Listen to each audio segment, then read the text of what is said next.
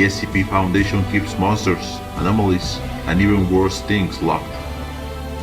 We are the Global Occult Coalition. We work towards our five-fold goal of education, destruction, protection, concealment, survival. We are going to expose those maniacs and their experiments, and we are going to rid the world of threats to our society, our life, and even our existence. I am exposing myself with these recordings, so I will stay anonymous, in order for you to know the truth. I am by Rostris Anonymous. We are the GOC, and you are about to know.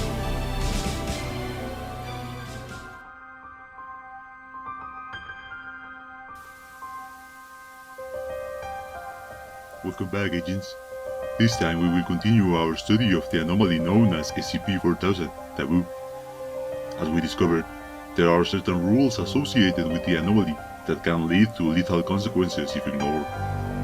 Today, we will further analyze these rules, and an example of how the slightest mistake can be proven lethal for any visitors of the site itself. Document 4000-SEP.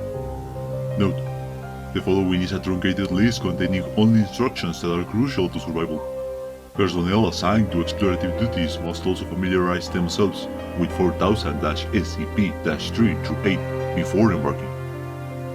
4000-SEP-1. General Guidelines for Exploration.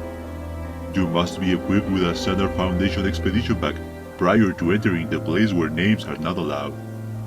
Do not consume any food other than the rations included inside the standard Foundation expedition pack. Do not bring firearms into the dimension of trees under any circumstances. Type 1 subjects must avoid accepting or directly handling that which could be considered a valuable resource. This includes, but it's not limited to, forms of currency, precious metals and stones, objects imbued with useful anomalous properties, and well-crafted weaponry. Type 2 subjects must avoid any native entities that regard the subject with affection or romantic attraction, and must not give the appearance of reciprocating these feelings in any way. Statements made by a native entity which profess affection or romantic attraction for a Type 2 subject are false. Type 3 subjects must avoid partaking in activities that are commonly considered frivolous, luxurious, or physically comforting. This includes, but is not limited to, dancing, smoking, playing with toys, drinking anything other than water, listening to music, and sleeping on a padded surface. Structures encountered along the way you must travel may be entered after knocking at the entryway. Leave the structure from where you came. If entering uninvited, do not be discovered. If you fall asleep in the woods where rules are paramount, record your dreams. A journal is included in your expedition pack. If you encounter any landmarks or entities similar to a dream you recorded, treat them as fact. 4000-SEP-2. Guidelines for interacting with native entities. Greet native entities with any formal salutation. Examples of acceptable greetings: good morning, hello, pardon me. Examples of unacceptable greetings: hey, yo, what's up? Before engaging in conversation. If female, bow or curtsy. Speak in a cordial tone of voice. Do not make any statements that you know to be false. Do not make disparaging comments about native entities in their presence. Say please and thank you when appropriate. Refer to and address native entities using descriptions of their physical appearance per Protocol 4000-issue. Do not refer to a native entity by a name, title or designation, even if it introduces itself with such. Do not state your name, nickname, codename, alias, or any other personal designation when in the presence of a native entity. If a native entity offers to assign you a name, title, or designation, politely decline. If a native entity makes a statement in which it addresses or refers to you by a name, title, designation, or anything other than a physical description, ignore the statement as though it had not been spoken. If pressed for information that is considered confidential, refuse. Briefly apologize and bow. If a native entity appears to require your assistance, consider its appearance before choosing to help. 8. If the entity appears threatening, do whatever is necessary to aid it. B. If the entity appears attractive or harmless, do not approach. C. Always feed a native entity if it's hungry. This overrules 2.12.d. Do not attempt to mount any bestial entities you encounter unless it has earned your trust and given you its consent. If you are offered a physical gift, receive it with both hands. Do not discard this gift, even if it appears to have no use or value. This is overruled by 1.04. If a native entity offers you a non-physical gift or attempts to initiate a trade, politely decline. You may accept food offered by native entities and offer that food to another native entity you encounter, but do not consume it yourself. Do not sleep in any lodging offered by native entities. You may sleep inside the residence of a native entity, as long as you do not have an invitation to do so. If a native entity offers to accompany you on your journey, accept, but do not tell them where you are going.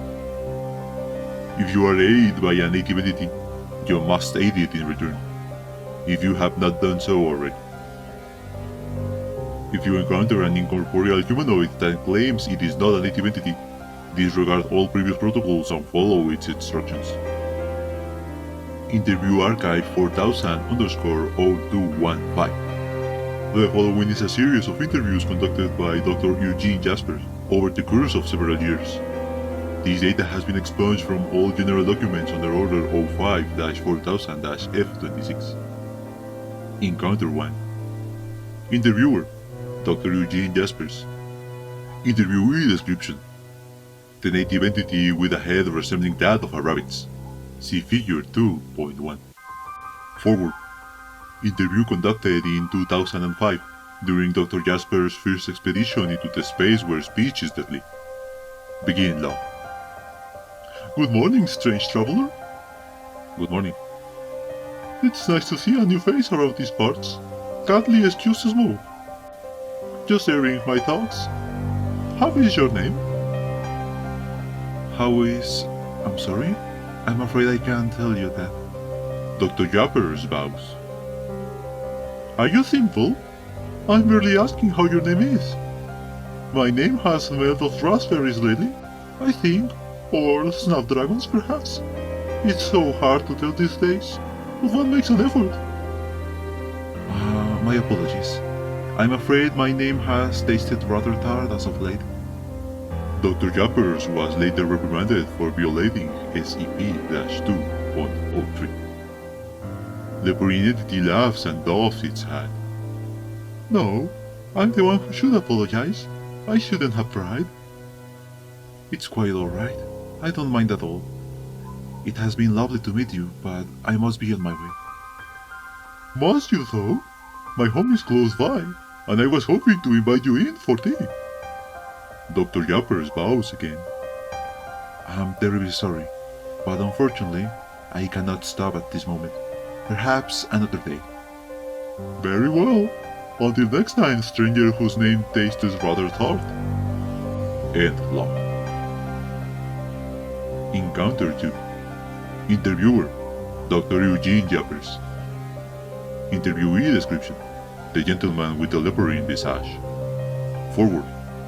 Interview conducted in 2008 during Dr. Jaspers' fourth expedition into that burrow with Wix the bricks. Begin now. Dr. Jaspers crests a hill and discovers his hair-like acquaintance, tending to a patch of cabbages. Good afternoon, stranger. Except... pardon me.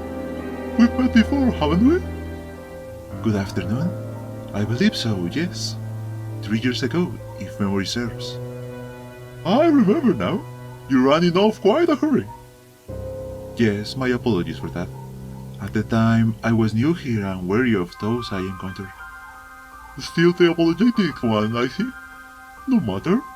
You are not from here. Very interesting. What woods are you from? I do not come from any woods. Nonsense! Certainly you have trees where you are from. Do you not? We do have trees, but they're very sparse. Most of the land is covered in homes and business. Then they're inferior woods, but woods nonetheless. Tell me, How did you get here? I see you have an inquiring mind. I would like to ask you a question, if that's alright. Pardon my lack of manners. I consider myself something of a scholar, you see, and I get a bit excited when I have a chance to learn a forest outside my own. By all means, what was your question? When we last met, you said it had become difficult to describe your name. Do you have any theories for why that may be? I can only assume it's because of how long we've been apart. My name and I, that is. It was a good name, a proud name, I'm fairly sure. By this point, though, it's probably decayed from its former grandeur, if it even still exists. Where do you think it is currently? First, fellow scholar, you must answer my previous question. Dr. Jappers nods. I came through the old but distinguished well, at the end of the footpath I am presently perambulating. This information is not considered classified from native entities. The other individual hesitates before speaking. Oh my! It's been quite some time. I'll be frank, I thought all the old allies had died out. Did your grandfather or some such relation have a lover out there? Dr. Jappers bows. My deepest apologies. I'm afraid I cannot answer that question. Very well, I understand. I'd invite you to my cottage for tea, but I suppose that's impossible for you, is it? I'm afraid not. The conversational partner laughs, looks a cabbage leaf, and offers it to Dr. Jappers. You needn't fear so much. Take this, and be on your way. Dr. Jappers accepts the leaf with both hands. Thank you very much. Happy travels to you, and may you find the one you're looking for. End law. Afterward, Dr. Jappers later used the cabbage leaf to feed a native entity resembling a field mouse, which in turn aided him on his troubles. Encounter 3. Interviewer, Dr. Eugene Jappers. Interviewee description, the leaf giver. Forward. Interview conducted in 2013 during Dr. Jappers' 9th expedition into yonder vale of restless wanderers. Due to the unique knowledge that the one who bore the gift of cabbage seemed to possess about our world, Dr. Jappers was instructed to conduct a more thorough interview should it be encountered a third time. Additionally, Dr. Jappers was granted special permission to make false statements for the sake of facilitating conversation, as his first encounter showed the fluffy one to be susceptible to deception. Begin log. Traveling along the way of weary adventurers, Dr. Jappers encounters a small white cottage with a thatched roof. A small opening in the shape of a rabbit's head is good into the front door. Dr. Jappers approaches it and knocks. Hello? Is anyone home? Yes, 1 minute. Exactly 1 minute passes. The door opens. Oh, we meet again. Please, come in, come in. Dr. Jappers is led inside. The interior is sparsely decorated with wooden furniture and needlework. You have a lovely home. Huh? You have a lovely sense of humor. The homeowner hurries to a kitchenette in the corner and begins preparing a kettle. No, really, it is charming. I suppose. It was just meant to be until things cool down on the other side. But, well, you know. I'm afraid I don't know. Would you like some help? No. You just have yourself a seat at the table over there while I get the tea ready for us. Dr. Jappers draws a chair and seats himself. You're most generous, but I don't think my digestion will permit it. Oh, poor fellow. Well, I find the presence of tea to be a comfort in any case. You're most kind. Tell me, could you explain what you meant by cool down? His third host turns the stove on and stares out at the window, cut into a similar shape as the hole in the door. Your relations didn't tell you the full story, I suppose, about the turmoil that drove us here. Turmoil? Was there a war? The tufted one sighs. Isn't there always? My grandparents did tell me there were wars, but I never knew of one with you and your kind. It doesn't surprise me. There are very few even in these woods that still remember. Memory is the building of the world, I suppose. But yes, when I was a young lad, in a form very different from the one I possess now, I lived on the other end of the world. It's where I was born, where I grew up, and if I dare to dream, where I will someday return. Why don't you, then? The kettle whistles. I cannot. Not unless I know I could be welcome back. The maker of tea pours a cup and seats itself across the table. I'm sure you don't notice, since they keep themselves hidden. But there are those who would destroy me at the nearest chance. My apologies. These are dark memories. I'm sure you don't want to hear about them. The teller of the story sips its tea. No, please, go on. These things are of interest to me. I am a fellow scholar, remember? As you wish, fellow scholars. I shall talk until the tea is cold. Much as it grieves me to say it, we were betrayed. We had fought side by side, you know, in the war against that factory. We had done nothing but to help them. And what did they do? They destroyed us. They took so many of our lives and all of our names. Some of us fled here when the war was just beginning, but not many. Still, though, I don't hate them. I'm glad for that. I'd imagine so. There are some old forges around these parts who bear a grudge against the full species, but I know you're not all bad. There were many who sheltered us, fought for us, even died for us. Some came to live here amongst us. Rest their souls. I myself courted a human once upon a time. He came to visit a time or two, but I never saw him after that. I still wonder now and again if he fell at the hand of an unkind neighbor, or if he merely stopped caring to see me. But it's no matter. Now, I apologize for prattling on about old flames. Certainly such things are of no interest to you, fellow scholar. On the contrary, I'd quite like to hear more of these stories. The life of you and your people is of great interest to me. I'm sure it is, fellow scholar. A strong breeze moves through the house. Neither party speaks for half a minute. The rabbit person who lives there grunts and places a hand on his head, as if in pain. Dr. Jappers places his hands against the teapot. It appears the tea has gotten cold. I think it's time I took my leave. Was you're leaving? I should leave too, then? Dr. Jappers rises from the table. No. I'll be going alone. Thank you. It's abrupt, yes, and I'm grievously sorry to do this, but I really must be going. I believe I'm long overdue to return home. What if I don't? Please, don't go. Something isn't. It can't be helped. Stop! What have you done? I don't know who. What happened to my name? I can't. Dr. Jappers quickly exits the house. His former companion whimpers and looks at its hands as he leaves. It does taste rather tart. End log. Afterward, Dr. Jappers successfully returned to Hideaway, but was reported missing soon after. Investigations into his disappearance and current whereabouts have been inconclusive.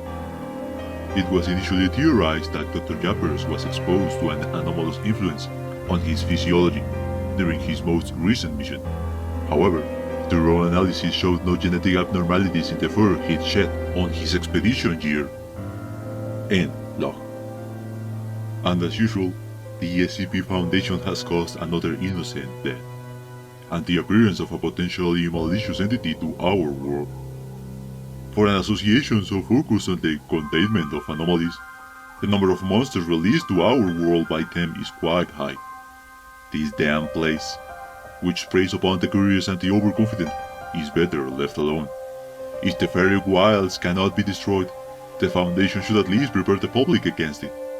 At the very least, they should stop sending victims and facilitating potential openings between our world and theirs. You have been warned, agents. If you find yourself in this strange location, you know how to act. Don't trust anyone, and as always, keep your eyes open. I am Virotris Anonymous. We are the GOC, and you have been informed.